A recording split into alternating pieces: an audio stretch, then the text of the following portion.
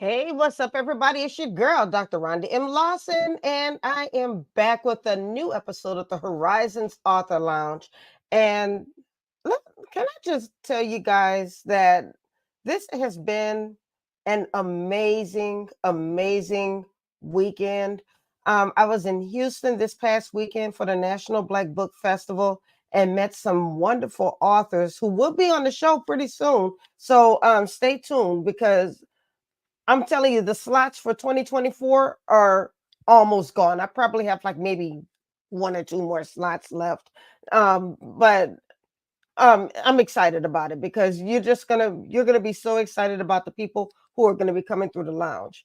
Now tonight, I'm excited because I'm about to meet two authors who are doing some amazing things, not just in the literary industry, but for their communities as well. So we actually have three authors on the show tonight. Two of them we're about to interview together.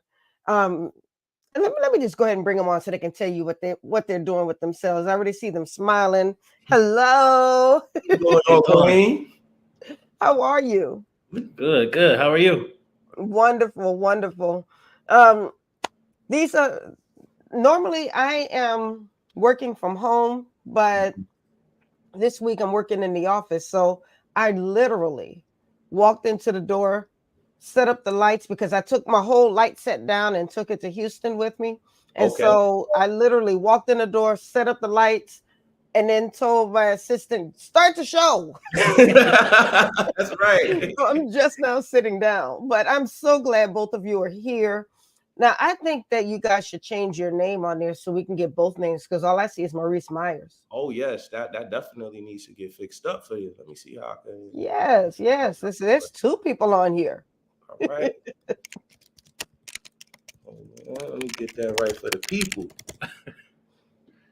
Is your name spelled correct, brother? Yes, it is. All right, then let's go. That's what we're talking about. Teamwork makes the dream work. That's right.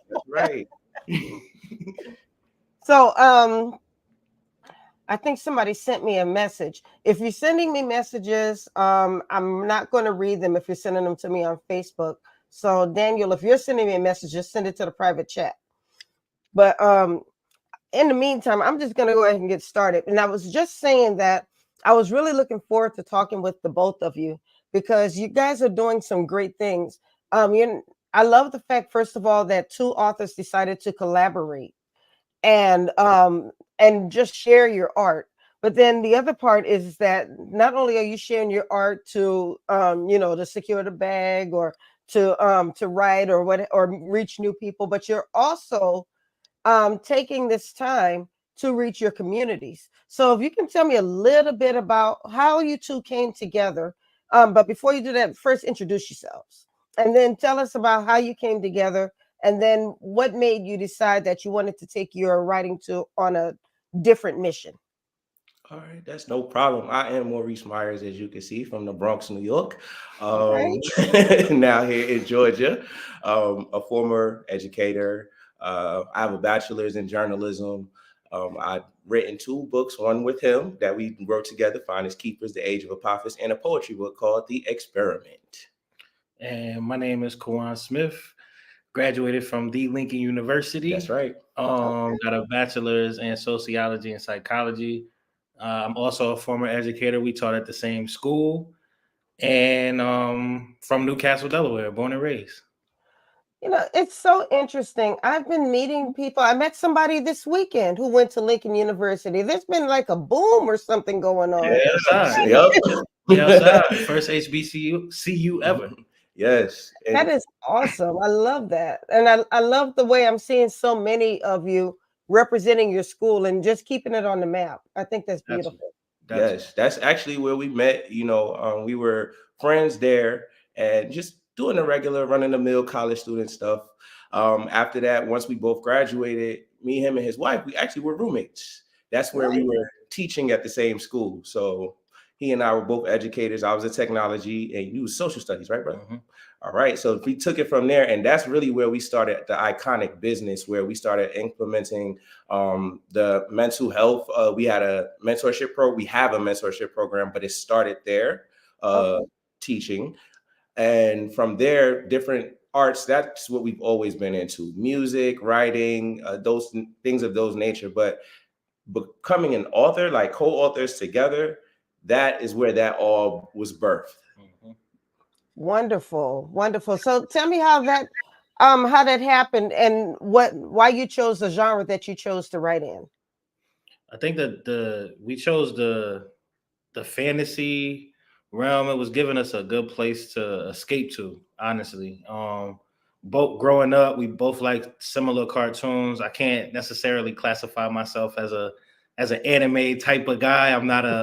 Right. I'm not that deep into it. I do love certain cartoons. I do love certain animes, but I do know that there's a whole world. I don't even want to disrespect any of them by trying to claim I'm there, but I do appreciate the art of it. And I always felt like, or we both felt like, we need more Black representation in that realm, in that space as well. And then we were blessed enough to have good friends who are good at, who very, very talented in art, help design our covers, help design our characters. Nice. My man David Wilkinson, um, and just collabing together and being able to create something that we were proud of, and then also allowed us to be as creative as we wanted to be. With it being fantasy, we can blend magic, we can have lore, we can play on certain conspiracies that we like in America and just Right. different parts all around the world. So it just gave us a place to take a break from the regular 9 to 5 to be able to create something that we will also be able to pull the kids in on as well, since we were educators. Oh, now see, that's a very good point because I think kids do love the fantasy world and they really cut their teeth on fantasy stories. So Absolutely. for you to write a story like this, now you're really connecting with the kids who you're teaching every day. Absolutely. Right. I think that was a big part of it because, like I said, we were roommates at the time. So most of the time we working together and we live in the same house. So we're doing everything together half the time. So when Right. we're talking about these ideas, it was very simple to go back and forth and say, hey, let's try this. Hey, let's try this. And the idea didn't start as a book. Okay. Realistically, it was just an idea. Like, hey, let's try this. Let's do a comic book. Let's do, like, it was all in the air on what it was going to be. And the most tangible thing that we could actually come up with was actually a book. Like, well, we have all these stories. We've been building it since 2016. Let's do something with it. And from there, that is where we got our book, Finders Keepers, The Age of Apophis. So you were already kind of putting together stories before you started collaborating. Yeah, Yes. grew from a small idea to something bigger that was too big to be a comic book. Then it was like a graphic novel at one point, and then it got a little bit too big for that. So then it was like, how can we dare? We're daring ourselves to become authors in a novel space. And growing up, that wasn't on the to-do list for me. I appreciated people who were authors, but never could even conceptualize what it would be like to make my own book. And then having somebody to kind of bounce those ideas off of and bring that idea to life and push those ideas forward. That was like what brought the small idea of maybe a comic book, a couple of frames, into something that could last a lifetime. Wonderful. So do you have a copy of your book with you? At the moment, yes. I was about to say, if you didn't have, I was about to jump through the screen on you. Okay, that's right. Matter of fact, grab your version. I think you have the hardcover. That's much better. This is it right here. Beautiful. I mean, and you said that you had another college friend who was who did your graphics for you, correct? Yeah, Yes. he helped design our characters. He helped like conceptualize them.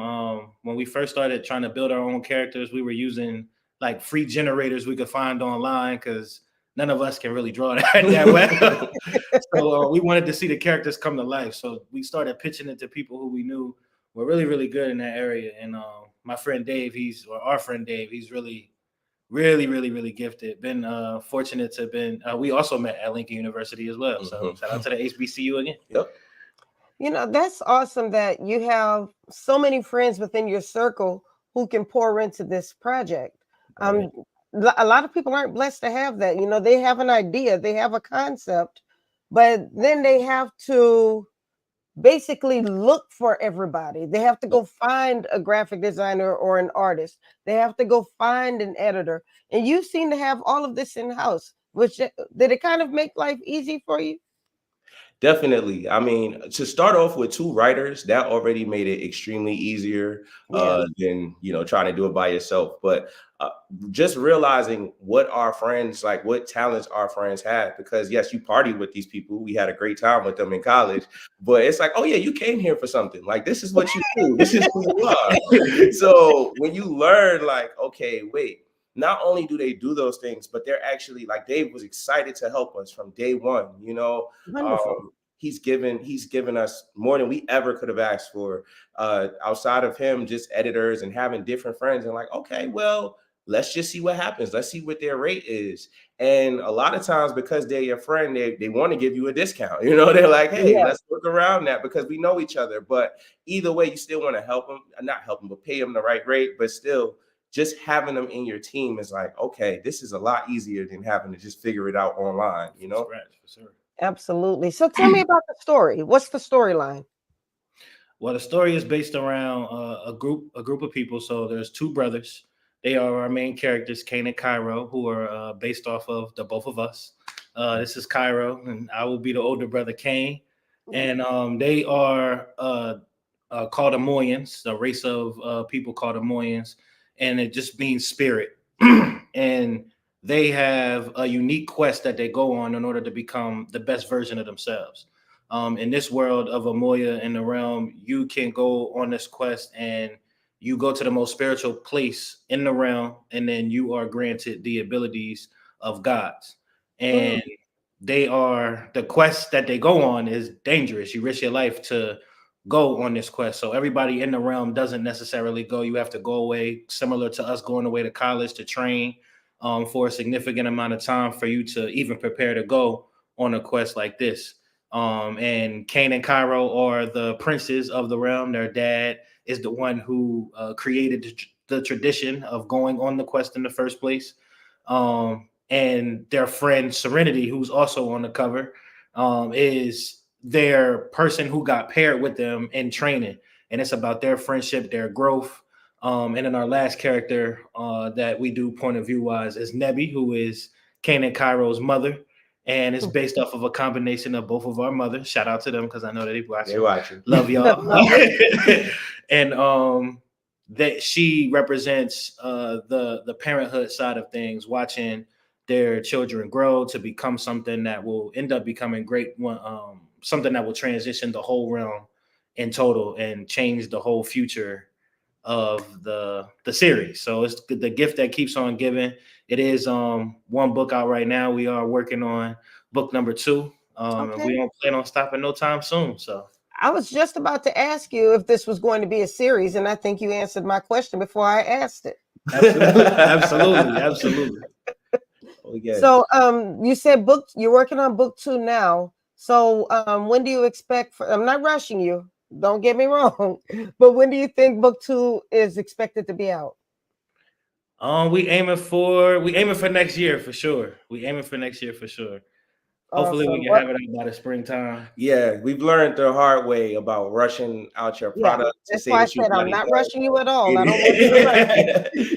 You're spending a whole year trying to fix it. It's not worth it. So next year. Well, we do have a question coming from YouTube. What were some of your inspiration to write the book? I think on this side, like, luckily, our friendship is one of the things that inspired the characters and how they operate and who they are. For my own love on my own side, I would say it would be like more like horror movies, games like Mortal Kombat, books like Harry Potter, just real mythical and a little bit on edge, a little bit explicit, a little bit of violence every now and then, but still making sure that it's well put together. And I feel like all three of those things I just mentioned encapsulate that. So that would be my inspirations. I mean, I would say the same thing. Just the whole fantasy realm, anime itself. I know even video games, going on quests and being able to dive into lore and history and ancient puzzles and gods and things like that. That is anything that has those banners on them for me is what makes where I draw most of my inspiration from. So, how do you? I know you guys are educators, but how do you put your mind or put yourself into the mind of the demographic that you're trying to reach, the age that you're trying to reach? That because sometimes as adults, when we're talking to kids, sometimes we forget we're talking to kids and we might speak on an adult level. But how are you able to think throughout the entire process of writing the book as the child who's going to be reading the story? I think it comes from a blend of like when we were educators, definitely talking to the students, seeing them and observing them. So I taught technology and social emotional learning. So with so crazy how those were together, but yeah, that was what it was. And when you're doing something like social emotional learning, you get to learn more about these kids' backgrounds, just how they are. Now I can pull from my own personal experiences because I was a kid or I was younger, but it might be outdated compared to what's going on now. So just learning and listening to the kids, giving them, hey, what do you think about this? How you feel about that? And just taking those little bits and pieces and obviously collaborating with each other on what we both grasp and then saying, okay, this is what it's going to be and this is how it should work. Gotcha. Okay, now there's another question that just popped in from YouTube. How does your personal lives tie into the book? And you've kind of touched on that a little bit, but if you can talk about that just a little bit more pointedly. Yeah, our personal lives are sprinkled all throughout the book. It's as I said, our inspiration comes from our mothers. We both have siblings. In the book, the whole book is kind of like centered around family and the history of family, the impact of how the history of family impacts each individual person, and how different that can be based off of the perspective, which kind of plays into why we wrote the book from 4 different perspectives in the first place that tie into one narrative. So I don't think that there is a chapter in either of the books that we ever wrote that doesn't involve family in some way, because family is a big part of our village, and we appreciate y'all. Oh, that's beautiful. And yeah, I love when I see family support, because you'll see a lot of authors and entrepreneurs who will say, oh, I'm doing this, but my family's not supporting, or my family's not doing this. But I always tell people that if your family supports you, it's a blessing, but they're not your target audience either, because you can't just depend on your family to buy your books, but at the same time, your family can tell their friends about it. And those friends can tell some more friends, and that's the way that support chain grows. Yes. Everything we've done so far has been through the support of our family. Nothing, they have stood by us, made sure we have book signings, make sure that when it's time for book signings, we are the talent. We are not cooking and decorating and doing all the things. Our families have held us all the way down and made this process. Thank you, Mama. Has made this process extremely easy, easier than we know it would be, just trying it either solo or just together. For sure. I love it. That's beautiful. Now, when Inez Smith came on, she said, "Hey, icons." Can you talk a bit about the icons? Oh, well, Inez, that's my mama. That's right. And the icons is an idea. We're very, we would like both of us like to say that we're very conscious, very much on Black time, very much support and love our people and our culture. So we really lean into that third eye a lot, to be able to decipher even some of the decisions that we make. Is all really centered around that, and trying to stay localized and stay centered to be home, to know ourselves. So everything that we do, our business is kind of a play off of that, because of that's how we really live in real life. It really is about staying cultured, staying centered, and working from that. And I think that that's why our family is so tied into it. And you'll see a lot of those themes get put into the work that we do, because we really are living like this in real life. That's awesome. And your website, I have it on the screen right now. That's right. Basically Eyeconic Entertainment, I'm guessing, right? Enterprises. Enterprise, excuse me, Yes. Enterprise, Eyeconic Enterprise. Yep. Yes, So, ma'am. So Yep. everything, your whole brand is iconic with the EYE. Yes, Yep. ma'am. Yep. Yep. We try to keep everything on brand and make it easier for people. So you're not coming here and finding one thing on this page, another thing on this page. Although we do multiple things, we want to make sure you are able to streamline us easily. 1, 2, 3. Wonderful. Now, I touched on at the beginning of the interview that you have a community aspect as well to your brand. Can you talk a bit about how you incorporate the community into what you do? Oh, yeah. So, like I mentioned earlier, when we were educators, we did have a mentorship program that we called Infinite Minds. Throughout time, while we taught there, it was a summer program, it was an after school program, it was all the things that you could do with a student. And when we left the school, we had to figure out how to incorporate that still without being in one environment, even together. So working at that made it like, all right, let's keep this going when we move down to Georgia, because that's what we did. We moved from Delaware to Georgia. Once we moved to Georgia, it was like, let's keep this going, let's keep this pushing. And from there, we've continued on throughout the different schools that we've worked at out here and the different facilities that we've been at, because we've definitely been in different types of facilities since we've lived here, and continue to push the mentorship aspect of it, pushing into the mental health aspect of everything, because that was something that I think we both took from being educators, outside of the fact that you have a degree in psychology. So, mental health is your thing. But actually doing it in the real world was like, okay, wow, we can actually do this. Like, we made a difference. We have students that we used to have, that we met them at 10 and they're 20 now. Yes. Wow. And it's like, oh, wow. Okay. Y'all don't look that much older than them talking about. Listen, God is good, right? They're 20 now. You look like you like all of 22. I'll take it. That's right. Thank you, Queen. You're right with us. Thank you. But that was the thing, like learning, like, okay, we actually know how to make a difference, and people follow us, people listen to us, people care when we talk, because we care about the people we're talking to. So from there, we've continued and just kept going. We have what we call them, mental health forums that we do speaking engagements at.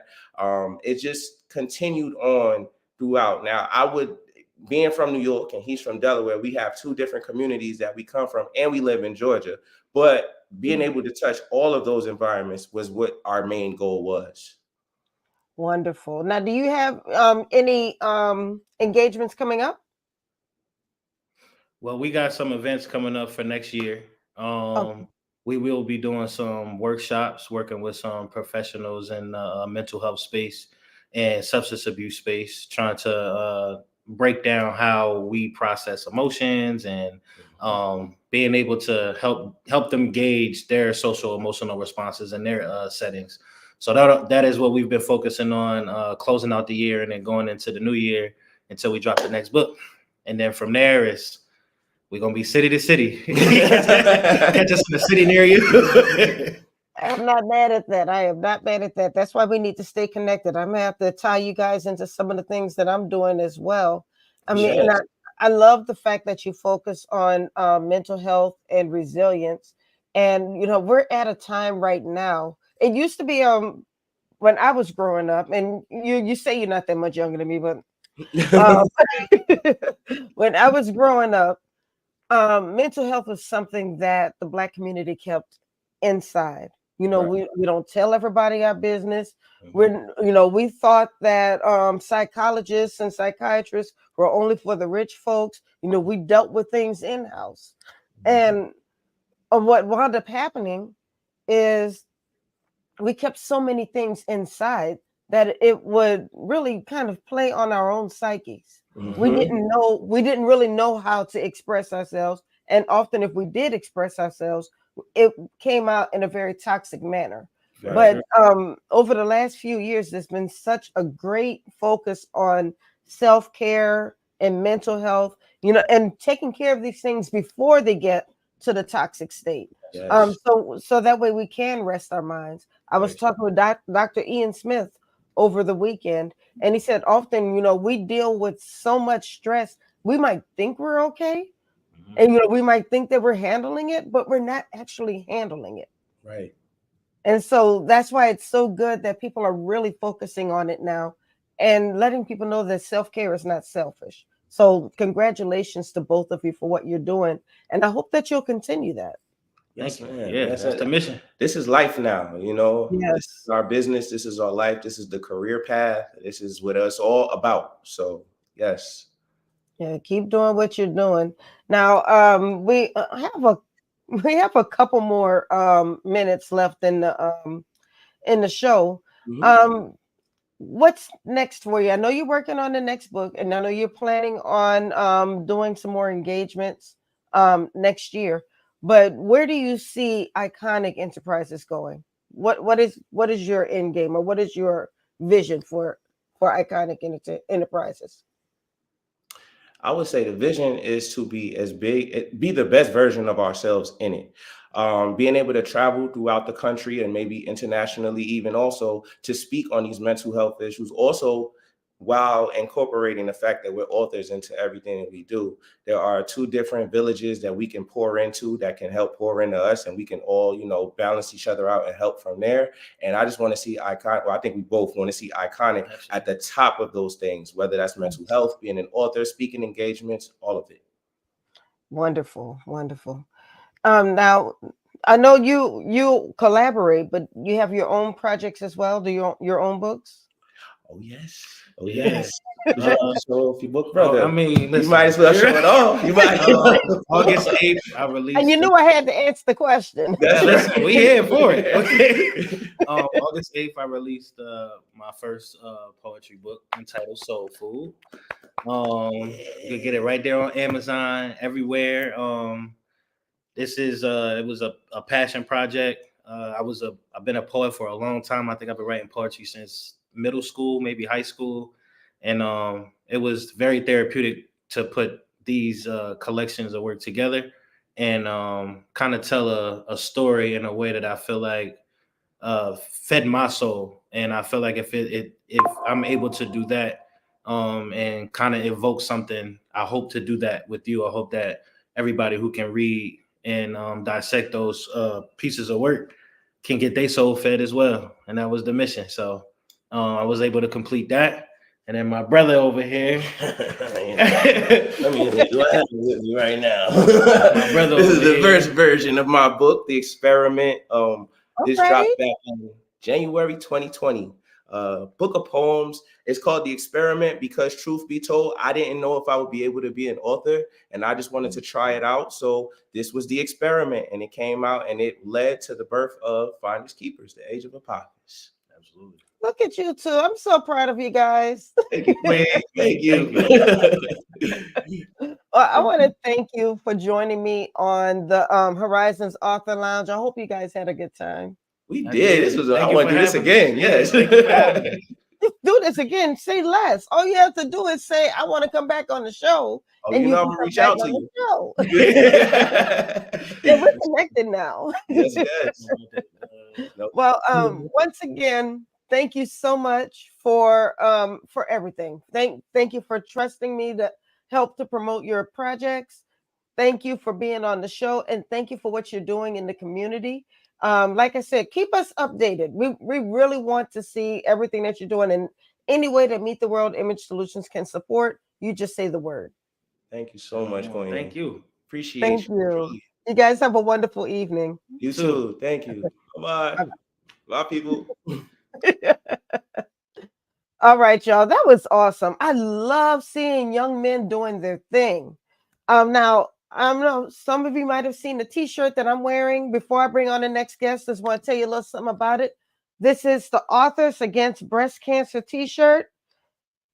Every chapter matters, and we are selling this T-shirt in our Etsy store.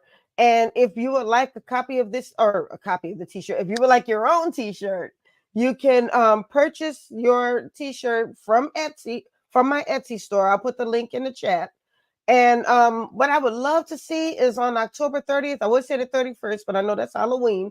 On October 30th, I would love to see all of the authors just come together on social media, Authors Against Breast Cancer, and a portion of every T-shirt will be donated to a charity, because what we don't realize is that African American women are actually dying at a much higher rate from breast cancer, and often it's because we don't get checked soon enough. So we want to be able to support these foundations that are helping Black women to get checked sooner, so we can reduce that death rate of African American women dying from breast cancer. It does not have to be so high. So I just wanted to put that out there. Like I said, the link will be in the chat if you would like your own T-shirt, the Authors Against Breast Cancer. This is the female cut. This is a large that I'm wearing, and it fits really nicely. And then we have them in pink, black, and white. Now, as I bring in our next guest, Paul Vachon. I hope I said it correctly. Is it Paul Vachon? You said it exactly correctly, Dr. Yay! All right. So as I bring in Mr. Paul, we are going to also want to let you know that we are going to Miami, and we're going to be setting sail from Miami to the Dominican Republic and Bimini, Bahamas. It's going to be an amazing time. It's the Meet the World Writers Cruise. So stay tuned because we will be putting out more information about the Writers Cruise, and we want you guys to be there for that as well. So, but without any further ado, Paul, welcome to the Horizons Author Lounge. It's wonderful to be here. Thank you for having me. Thank you. Thank you for being here. And I've been looking forward to talking with you because we talked a few months ago about your projects and how you do these travel books. And I believe the travel book right now is on Detroit. Is that correct? No. The travel guides I do are on Michigan. Michigan. They're now the publisher I work with has two different titles Okay. that relate to one's on the entire state, one's just on Michigan's Upper Peninsula, and I revise each one periodically. So. Okay. Now, in the travel books, it's about the entire state. Is there something specific that you focus on in each travel guide? There is, because in each, well, first of all, they're published by in the Moon series by Avalon Travel, which is in California, and Moon, MOON, that's the imprint. In each section of each book, what I typically have to cover are, well, there's maps, of course, and some basic data information about each location, but then there's also excellent information about where to lodge, where to dine, attractions. It could be it could be like, say, if you're in a rural area and there's natural attractions, like in the Upper Peninsula of Michigan, there's an abundance of waterfalls, which people always like to look at. And then, but then there's also museums. There's art galleries, things of that nature too, and esoteric things too. Like there's a place in northern Michigan called the Oswald Bear Ranch where they have bears there. You can actually go up to a bear cub, and my wife did this once, and pet the cub and feed it a little bit of honey, and it's a lot of fun. Yeah. So I love that, but I'd be scared to do it. It's done in a very disarming way. I don't think you'd. Okay. So, yeah. Now where can you do that? I mean, because I've been to, I guess they're like petting zoos, almost like safaris, where you get to drive through and the animals are kind of running free, and you can kind of drive up to the edge of the road, and then the animals come up and you can feed them. Is this something like that? No, it's not. This is a place where the bears are like enclosed, and then you can either walk up to a fence, or in some cases there's elevated platforms that you can view them from, and you can see them that way. So, but they can come pretty close to the fence too. I mean, you're safe, of course, but you can get pretty close to them. That sounds interesting. You know, my daughter went to South Africa a couple years ago, and she has this picture where she was petting a lion, and she was sitting right next to the lion. I was like, that is so cool. Yeah, she's very brave, especially because she told me that the girl who went right before her to pet the lion got bit.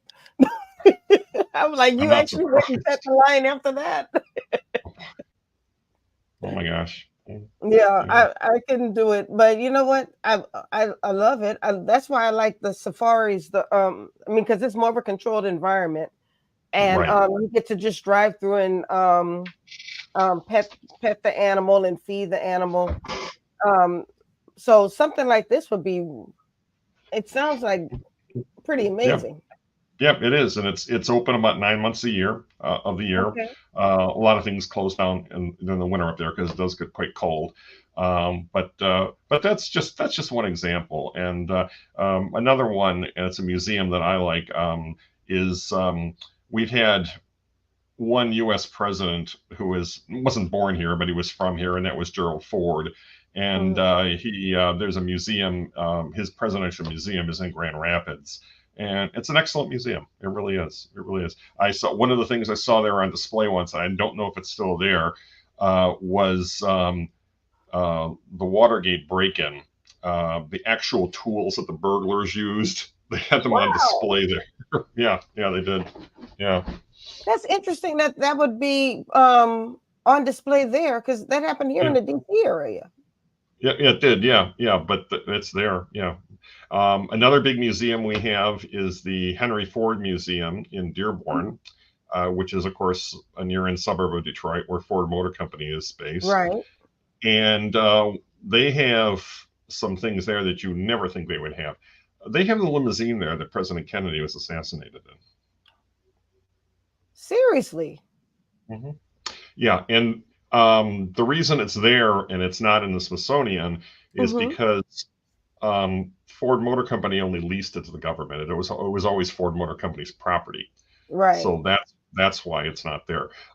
They also had the chair that Abraham Lincoln was assassinated in too. Wow. Okay. They have that, and then they also have the famous bus that Rosa Parks refused to give up her seat on, In and Detroit. that's yeah, it's there. Yeah, it's one of the museum outbid some other museums for that, but one reason why it's important that it's here is because Rosa Parks lived more of her life here in Detroit than she did in the South. Because a few years after the bus boycott, she and her husband moved here to Detroit, and her husband died a few years after that. But then she stayed. She lived the rest of her life here, and she worked for one of our congressmen from Michigan, Robert Conyers, and she was on his staff. And then after he passed away, she pretty much retired after that. But when she passed, she was her funeral was for here, and she's buried here in Detroit. I remember when she passed because it was like maybe 20 years ago. 2005, I want to say. Wow, was it that long? Yeah, I guess I it believe, is yeah, about I believe 20 so. years ago. Yeah, yeah, Yeah. yeah. It was. Yeah, yeah, yeah. That's so we've got and also too. The city of Detroit is coming into its own right now in terms of lots of recovery. We have some of the most aggressive downtown real estate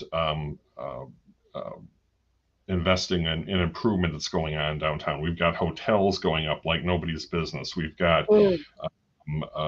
some of the best music scene you'll see around, some of the best restaurants. It's I've always thought of Detroit as the smaller version of Chicago. Some people don't agree with me on that, but that's the way I think of it. But we have a lot to be proud of here, and our city has changed very, very much for the better. And in addition to my writing work, I also work part-time as a tour guide, and I've done downtown walking tours in the downtown area with a number of guests, and I get guests from all over the world. And one of the things I tell them is at one point we go right through the downtown shopping district on Woodward Avenue, which is the main street. And I'll say to the people, you see all these nice stores here? 20 years ago, if you came right here, every one of these storefronts would have been boarded up, abandoned, and graffitied. Every single one of them. Mm. And looking, and the the ones that have never been to Detroit before are just astonished when I say that. They would think, well, that can't be, but it was. And I've lived here all my life, so I know. Well, so you are a tour guide, and you do the guidebooks. I do that too. Yes, yeah, and then of course my other writing projects as well too. I'm right now. I'm working on a new book that's on. It's going to be a hardcover coffee table style book that's on the homes of the auto barons. And I was just doing some research on it today. In fact, some field research. But many of the early auto pioneers, of course, they lived here because this was the auto capital, and the vast majority of those houses are still standing today. And it's really amazing to see some of these places. There's a few that aren't, but the vast majority are. And some of them are pretty palatial mansions too. And the ones that are huge are not private residences anymore. They're community centers and things like that. And there are a few that I'm covering in the book that are outside of Michigan too. For example, Henry Ford had a vacation home in Fort Myers, Florida, and his son Edsel had a vacation home in Seal Harbor, Maine. And that home today is owned by Martha Stewart, actually. So I'm profiling that as well too. I love the fact that it's these little pieces of history that we don't always think about. It feels like that's what's covered in the guidebooks, which is actually what I like, because we can hear about the big stuff, but when those little pieces of history that don't always make the big news, or that aren't going to be in the mainstream history books, and you can find those small pieces of history in a guidebook like this, it makes the city, it gives the city a lot more depth, I think. It does. It really does too. And especially in a city as old as Detroit. Detroit's the oldest U.S. city between the Allegheny Mountains and the Mississippi River. Detroit's almost 100 years older than Chicago, and 1701. And now nothing from that first century exists anymore, because in 1805 there was a fire that devastated the city. But we have the official motto of the city of Detroit, and it was written by a Catholic priest right after that 1805 fire. And he said, he wrote in English, it's, "We hope for better things. It will arise again from the ashes." And that is still to this day the official motto of the city of Detroit. And it still appears on city documents today. So it's kind of a metaphor too for the ups and downs that Detroit has experienced as a city over 3 centuries. Right now, I'm happy to say we're kind of on an up portion of that wavelength or that cycle. So that's heartening to hear too. And it's not something I would expect to see in my lifetime, but I'm delighted that I'm seeing it. Well, what's interesting is, depending on who you talk to, you will you have almost a linear view of Detroit. Some people think of the Motor City, think of the cars. Some people might think of the music. It's always like a little bit, so to speak. But this kind of gives more of a holistic view to not just the city of Detroit, but to the state of Michigan. Yes, it does. Yeah. Now, aside from my travel guides, my other books, although they might be a little more focused, they still have a fair amount of good general information in them too. Now, I could tell you a little story that I just researched, and it's going to be in my new book, so I can't show you the book yet because it's not out yet. That is one of the early auto barons, whose name was not a household name at all. His name was Charles Lambert, and he founded a very tiny auto company that doesn't exist anymore. And by the way, there were, at the dawn of the automotive age, there were at least 100 automakers in Detroit. Very few survived. It was called Regal, R-E-G-A-L, Regal Automotive. Okay. Well, it didn't. The company failed after only a few years. And earlier, he had built a pretty substantial house for himself in an area of Detroit called the Boston Edison Historical District. Well, after he sold the house, he sold it to a gentleman who moved to town from Europe, who came to Detroit to be the new conductor of the Detroit Symphony Orchestra. And officials from the orchestra had seen him in Europe and they were very impressed, and they offered him the job. But he drove a hard bargain. He said, "I'll take the job, but only if you build a new venue for me to perform in." Oh, Yeah, and wow. they did it. And in less than 6 months, they built Orchestra Hall, which is the home of the Detroit Symphony today. And this is around 1920, and has some of the best acoustics in the world. Well, he moved into that house that had been Lambert's house, but he had a very long last name that I always have a hard time pronouncing. His first name was Osip Galilovich or something. I'm sorry, I should know how to pronounce it, but I don't. Well, he was married to a woman named Clara Clemens, who was the daughter of Mark Twain. Wow. Okay. And they moved here to Detroit just shortly before Mark Twain died. And years after both of them years after her husband had passed, she moved to California, and the house changed hands. And there were some Catholic priests that were living in the house. And one day, one of them went up to an attic and found the steamer trunk and looked inside, and he found a manuscript in Mark Twain's hand that had never been published. And took it to the archivists at the Detroit Public Library. They authenticated it, and that's where the manuscript is today. The name of it is called Huck Finn and Tom Sawyer Among the Indians. Now, Twain didn't finish it when he wrote it. In fact, at the end, he stopped writing right in the middle of a sentence. Wow. Yeah, he did. But another author, a modern author, I think with the permission of Twain's estate, finished the story. And it's been published since then, too. So I would love to read that, because I don't even know which sentence he stopped writing in the middle of, but I would just wonder if I would start to see a difference between the writing styles, or would we be able to tell where the writing picked up again? You probably could. Now, from what I haven't seen it, but from what I understand, the second author was trying to emulate Twain's style, but didn't exactly do it. So there is some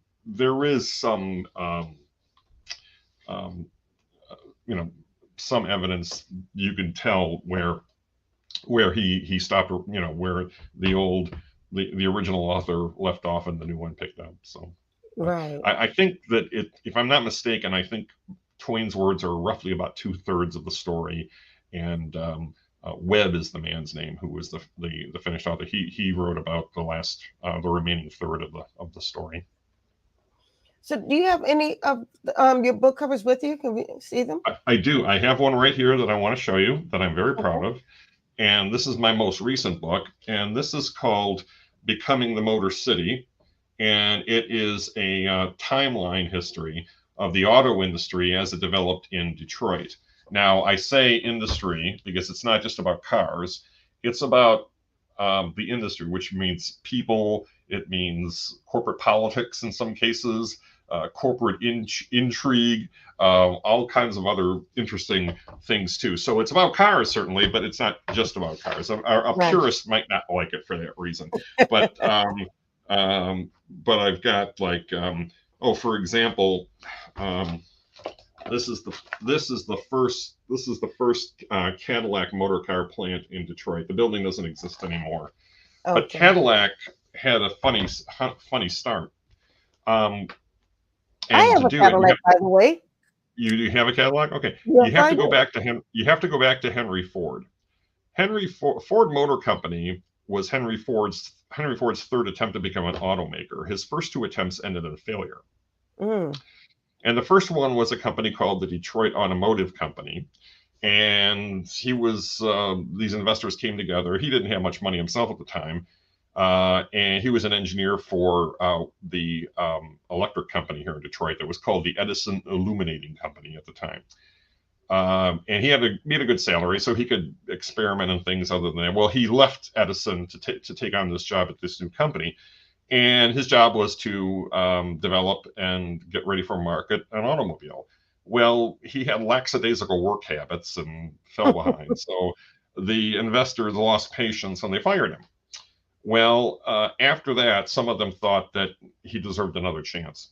So some of them came together again and they started another company. And this one, they called it the Henry Ford Company. Okay. They figure if they put his name on it, maybe that might massage his ego or whatever. Well, yeah. So but unfortunately, the same thing happened again.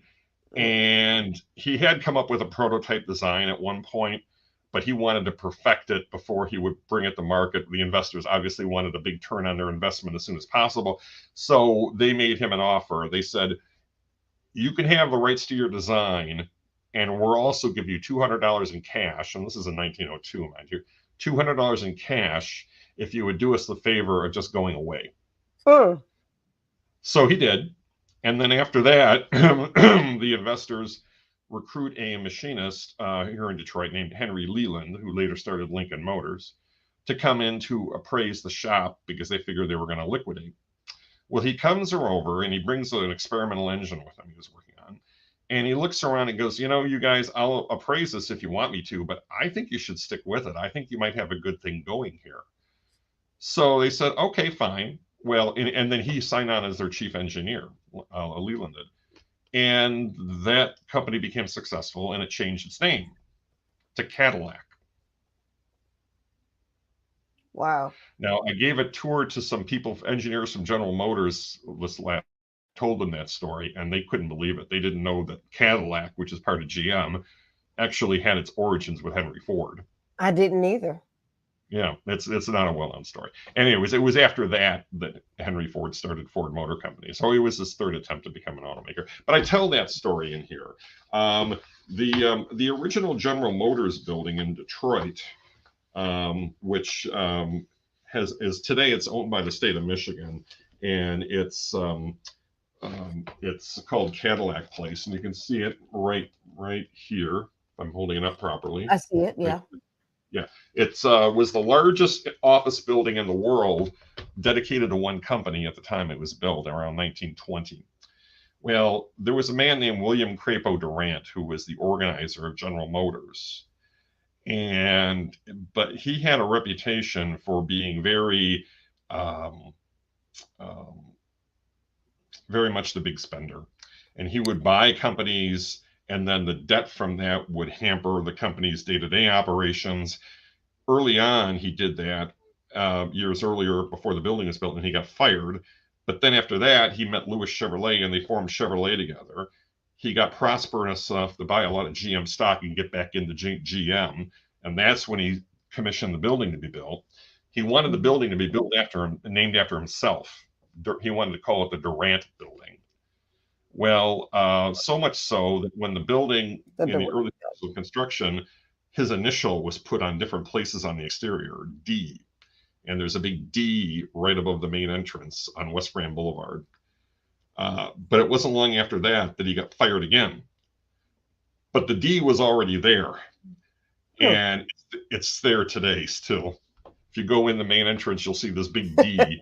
It's still there today. Some people might think it stands for Detroit, but it doesn't. So things like that, and they're fun stories, but they're also serious too, because it tells you about, as I said, it's the book isn't just about cars. It's about people. It's about little quirky things like that, and then also too about drama. In the 1960s, when Chevrolet had the issues with the Corvair, and it was because that was a car that had the engine in the back, and it was a tip over risk. And GM was aware of some of the dangers, but hid those from the public. And there was a man who was the corporate secretary there who had all these minutes from these meetings that they were discussed. And so it was in there, and then he was ordered to burn them. Well, he didn't burn them. He quit and he took them with him. And he became a history professor at the University of Michigan. He died recently, but they have them there at U of M to this day. But also, there was celebrated consumer attorney Ralph Nader wrote a book back then called Unsafe at Any Speed. And now only one chapter of the book is about the Corvair. It happens to be the first chapter. But after that happened, GM was so displeased that they decided to resort to the politics of personal destruction. They hired private detectives to go after Mr. Nader and try to entrap him in compromising situations. They would make threatening phone calls to his home, harass his family, just about everything you can possibly think of. And at one point, word of that became public, and there was a U.S. senator from Connecticut by the name of Abraham Ribicoff, and he, at a Senate hearing, forced the president of General Motors to publicly apologize to Mr. Nader for the treatment that they had given him. And I'd like to think that their corporate machinery is a little more enlightened today, but I can't say for sure. It's not there. So all of these tidbits are in this book, Becoming Motor City? Yes, they are. Yeah, everything I've told you is in the book. Well, except for the story I told you at the outset about the conductor, the symphony conductor. That's going to be in the new book. But everything else I told you is in this book here, Becoming the Motor City. Can we see the cover once more? Becoming the Motor City, a timeline of Detroit's auto industry. So this book can be found on your website, paulvachonwrites.com. Yes, I have an online store on my website if anyone is interested. So I'll be happy to take care of that for you, and I can ship orders out like within 24 hours or so. So I mean, very quickly. Boom. All right, everybody, you saw it here. PaulVachonWrites.com. Get your copy of Becoming the Motor City, and people can also find your guidebooks there as well. Yes, and the guidebooks are also plentiful in bookstores. You'll see them at Barnes and Noble, and I think they're on Amazon too. But Barnes and Noble is a great place for my travel books. They have them there in pretty good abundance because they have a very large dedicated travel section. Awesome. Well, thank you so much for being on Horizons Author Lounge tonight. I hope you enjoyed yourself. But I did. Good, because I know I love hearing these historic tidbits. So thank you so much for sharing so much with us tonight. And if you ever want to come back, all you have to do is say the word. I would love to, and I will take you up on that, especially when my new book comes out. It might be a while yet, but when the new book comes out, you know you've got a guest. So I will write that down in my my to-do book and highlight it in 3 different colors. So love it. Please do. So thank you so much, Dr. Rhonda. This is wonderful, and I really, really appreciate you having me. I appreciate you being here. You have a wonderful evening. God bless you. Thank you so much. You as well. Thank you. Bye-bye. Good night. All right, y'all. That comes to an end of the Horizons Author Lounge. I hope you guys had an amazing time. Thank you so much for continuing to support the show. We are continuing to grow on YouTube. We are trying to make it to 1,000 subscribers. So if you have not subscribed to us on the Meet the World Image Solutions YouTube page, what are you waiting for? Go ahead and do that and support us, and we'll continue to bring you quality content. But I told you before that we had a treat for you. Hopefully you guys are considering going on the Meet the World Writers Cruise. Check it out. I am the story that's been whispering in your ear, waiting for you to listen. Take me on the Meet the World Writers Cruise, August 29th, 2025, where the Caribbean Sea will wash away your fears and doubts. Leave everything behind for 5 days of inspiration and feel the freedom of writing without distractions. Just the open water and the pages in front of you. There are only 30 cabins available, and the first 15 cruisers get a $200 discount. Don't miss this chance to bring me to life. Your future bestseller is calling. You heard it here. Your future bestseller is calling. Join us on the Meet the World Writers Cruise, where we'll have workshops, We're going to have fun. We're going to have socials. We're going to have a VIP experience, and we want you all to be a part of it. But you can't keep putting it off. I know I've been talking about the cruise for a while, y'all. So if you're coming, the deadline to make your deposits is November 10th. The website is right on the screen where you can find more information. Yes, we do have payment plans. Yes, we do have Afterpay. And yes, we will have a good time. And yes, it will be worth every penny. Now, also, if you are a fiction author, we want to make sure that you know that the Horticulture Book Awards submission period is Did you still know open. your love for books could change lives? The For the Culture Book Awards isn't just any book contest. It's a celebration of diverse authors who create captivating stories that uplift African American culture. But here's the real magic. All proceeds from this amazing contest go straight to the Meet the World Image Solutions essay and scholarship programs. Yup, you heard that right. Every submitted book doesn't just uplift an author. It supports students who need a helping hand with their education. It's a win-win. Imagine the joy of knowing your book could help fund scholarships for talented young minds. It's about giving back to the community and opening doors for the next generation of writers, thinkers, and leaders. Submit your recently published fiction novel, spread the word, and let's make a difference together. Let's turn the page to a brighter future, one book at a time.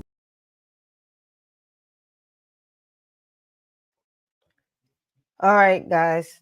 If you are a fiction author, please, please, please consider submitting your book to the For the Culture Book Awards. I know you're like, but I don't pay for contests. I don't pay to do that. But you know what? Don't look at it like that. What you are doing is you are helping to fund scholarships for underprivileged students all over this country. You are helping us to fund the Black History Month Literary Weekend, where we impact even more students, where we give scholarships, we do essay contests. It's a whole VIP experience. If you've ever been to a Black History Month Literary Weekend, you know I tell the truth. And I would love for you guys to help me to make this event a success. So that's all I have for tonight, guys. Don't forget about the Authors Against Breast Cancer t-shirt. It's cute, huh? I know it's cute. Here's the link to the t-shirt right here on the screen, or just go into the comments and just click the link. But we have so many amazing things happening with Meet the World Image Solutions, and we want you guys to be a part of it. There's so many different ways to be a part of it, ranging from absolutely free to premium. But either way it goes, everything that you do from this point forward will benefit the Meet the World Foundation Scholarship Fund. It will benefit the Black History Month Literary Weekend, and it will in turn benefit our community, and it will benefit you. So if you need more information about what we are doing, just contact me on any of our platforms. We're on Facebook, Instagram, TikTok, X, and LinkedIn. We're on all of them. So all you have to do is just reach out, and we got you. All right, that's all we have for tonight, guys. There will be no Black Authors Matter TV tomorrow night because we are recuperating from the National Black Book Festival, which was this past weekend. So join me next Monday where we're going to meet 2 more authors. And in the meantime, don't feel shy about reaching out to learn more about what we're doing here at Meet the World Image Solutions. I love you guys. I appreciate you. And I want you to have a beautiful, beautiful evening. Happy reading, guys. Bye-bye.